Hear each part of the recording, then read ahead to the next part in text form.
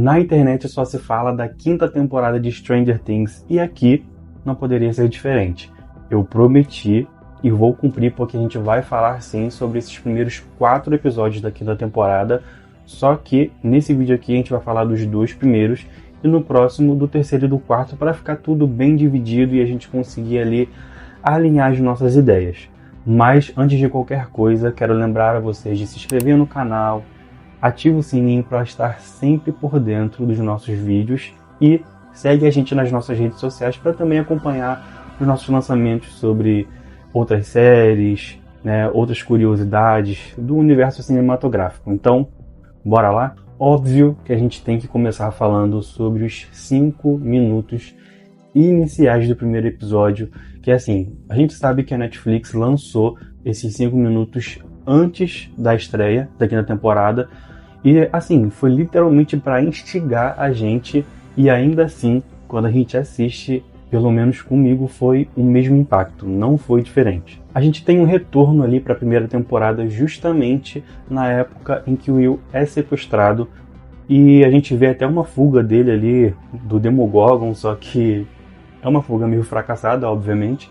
E logo depois a gente vê o Vecna entrando em contato com o Will e injetando alguma coisa nele. E daí começam a surgir várias teorias, várias dúvidas. Uma delas, para mim pelo menos, foi o porquê de ser o Will. Porque a gente vê que o Vecna ele já tem alguns planos direcionados para o Will. Então, assim, começa a gerar vários questionamentos de talvez o Will ter alguma coisa especial, ter algo de diferente das outras crianças. Eu não sei. Mas confesso que ali já começou a criar várias dúvidas e ficou aquela pulguinha atrás da orelha. Mas para uma abertura de temporada, eu achei misterioso, eu achei instigante e me deixou completamente inquieto. Eu acho que eles abriram essa temporada, assim, eu posso dizer, só desses 5 minutos, esses 5 minutos iniciais que foi, eu achei sensacional. É literalmente você dar um boom para essa nova e última temporada. A história se passa basicamente 1 ano e meio depois de todos os acontecimentos do final da 4ª temporada e a gente vê ali uma Hawkins aparentemente tranquila, né? A gente percebe que eles estão em quarentena devido ao grande acontecimento do final da temporada, só que uma das coisas que mais intriga, pelo menos para mim, e tanto até mesmo os personagens, a gente vê que o Vecna simplesmente desapareceu, não fez mais nenhuma aparição, não teve mais nenhum ataque, tá tudo simplesmente silencioso. Bem no início do episódio a gente tem ali uma transmissão de rádio que a Robin vem fazendo e eu achei legal porque ali eles já conseguiram fazer meio que um resumo de tudo que aconteceu, né? Poupou a gente de talvez fazer as cenas de flashback, né? Algo que seria muito longo e até mesmo desnecessário, desgastante.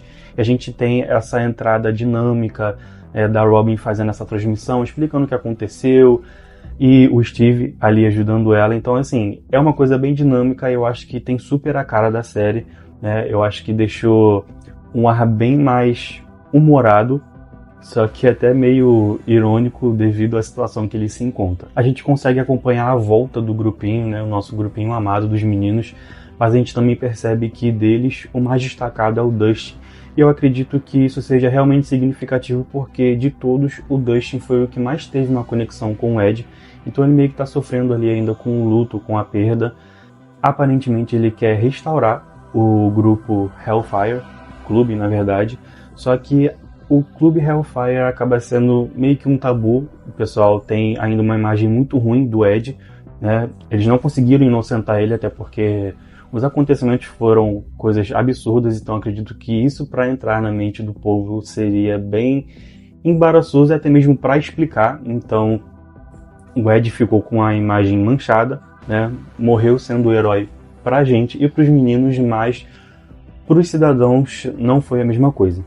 A gente também acompanha a Eleven treinando absurdamente, incansavelmente, para o seu tão esperado encontro com o Vecna, né? E ao mesmo tempo a gente também percebe que ela está como fugitiva porque os militares tomaram conta de tudo. Lembrando que eles estão em quarentena e os militares estão investigando tudo possível e eles estão não só com uma base no mundo real, mas também criaram uma base militar dentro do mundo invertido para poder investigar absolutamente tudo.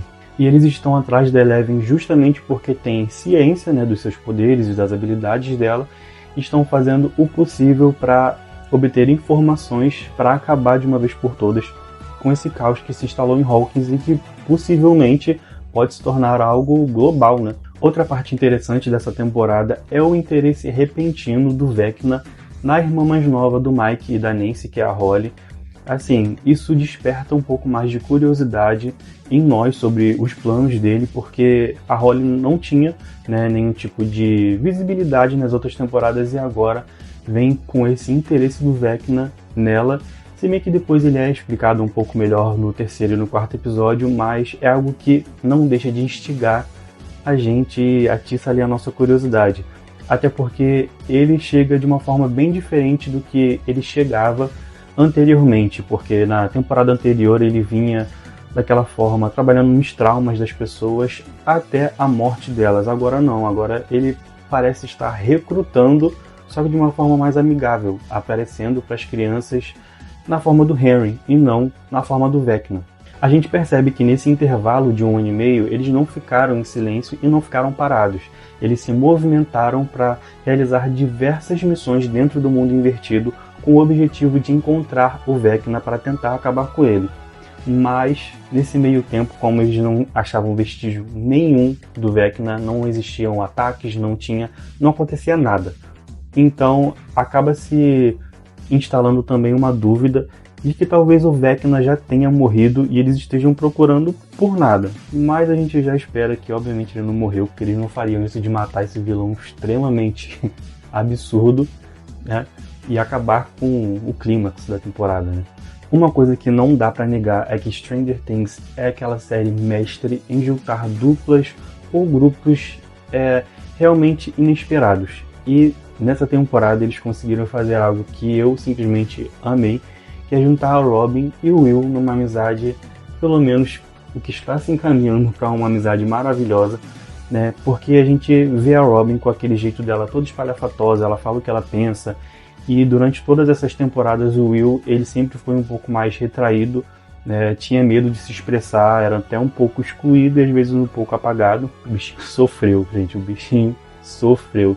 E a gente vê que essa amizade com a Robin é algo que dá a ele um pouco mais de perspectiva, um pouco mais de coragem, abre um pouco mais os horizontes dele e ele começa a tomar um pouco mais de posicionamento e obviamente a gente vê que nessa temporada o Will é protagonista, não só como centro do enredo, mas a gente vê que ele realmente é um personagem que desabrocha.